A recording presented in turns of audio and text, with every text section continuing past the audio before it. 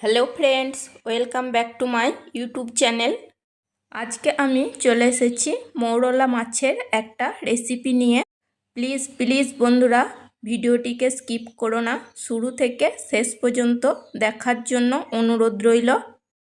এখানে আমি 300 গ্রাম মৌরলা মাছ নিয়েছি। মৌরলা মাছগুলোকে আমি পেটের দিকগুলো কেটে পেট থেকে ময়লাগুলো বের করে দিয়েছি এবং জলে ধুয়ে ভালো করে পরিষ্কার করে নিয়েছি। অল্প পরিমাণ লবণ এবং অল্প পরিমাণ হলুদ দিয়ে মৌরলা মাছগুলোকে আমি মাখিয়ে নেব। লবণ এবং হলুদ দিয়ে মাছগুলোকে আমি ভালো করে মেখে নিয়েছি।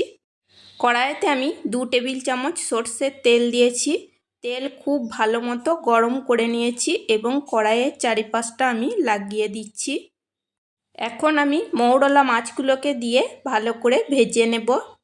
মৌরলা মাছ তেলে দেওয়ার আগে অবশ্যই তেলটাকে ভালো করে গরম করে নিতে হবে, না হলে মাছ দেওয়া মাত্রই কড়াইতে লেগে যাবে এবং মৌরলা মাছগুলো সব ভেঙে গুঁড়ো হয়ে যেতে পারে।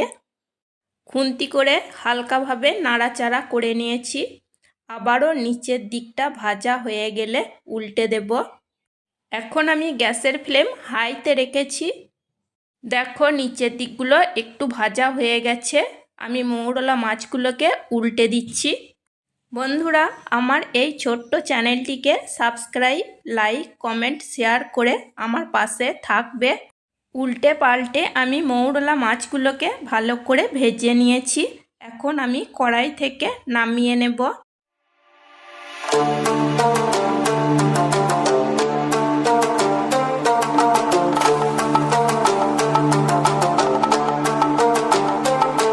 আবারও কড়াইতে আমি 2 টেবিল চামচ সরষের তেল দিয়েছি।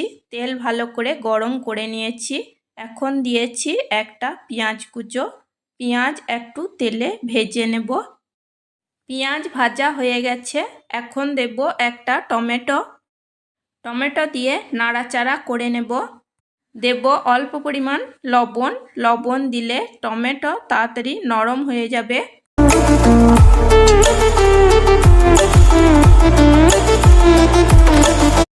এখন দিচ্ছি 1 চামচ জিরে, 1 চামচ কালো সর্ষে আর 4টে কাঁচা লঙ্কা বাটা।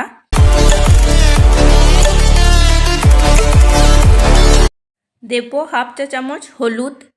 হলুদ দিয়ে নাড়াচাড়া করে নেব এবং মশলাটাকে আমি ভালো করে কষিয়ে নেব। দেব 2টো চেরা কাঁচা লঙ্কা। ঝালটা তোমরা নিজেদের টেস্ট অনুযায়ী দিয়ে নেবে। মশলাটা আমি ভালো করে কষিয়ে নিয়েছি। দেখো, মশলা থেকে তেল ছাড়তে শুরু করেছে। এখন দেব প্রয়োজন মতো গরম জল। আগে আমি লবণ দিয়েছি আর অল্প পরিমাণ লবণ লাগবে, সেটা আমি দিয়ে দিলাম। নাড়াচাড়া করে নিয়েছি এবং এটা দেখো ফুটতেও শুরু করেছে। এখন আমি ভেজে রাখা মৌরলা মাছগুলোকে দিয়ে দেব। মৌরলা মাছ নাড়াচাড়া করে ভালো করে মিশিয়ে নেব। হাই ফ্লেমে আমি 3 মিনিট রান্না করে নেব। হাই ফ্লেমে আমি 3 মিনিট রান্না করে নিয়েছি। ব্যাস তৈরি হয়ে গেছে মৌরলা মাছের চচ্চড়ি। এই মৌরলা মাছের চচ্চড়ি গরম ভাতের সঙ্গে খেতে ভীষণ ভালো লাগে। রেসিপিটা যদি তোমাদের ভালো লেগে থাকে তাহলে অবশ্যই একবার বাড়িতে বানিয়ে নিও। লাইক করো, কমেন্ট করো। তোমাদের লাইক কমেন্ট আমার কাছে অনেকটা গুরুত্বপূর্ণ। প্লিজ বন্ধুরা, পাশে থেকো। আজকের মতো এই পর্যন্তই। চলো, টাটা, বাই।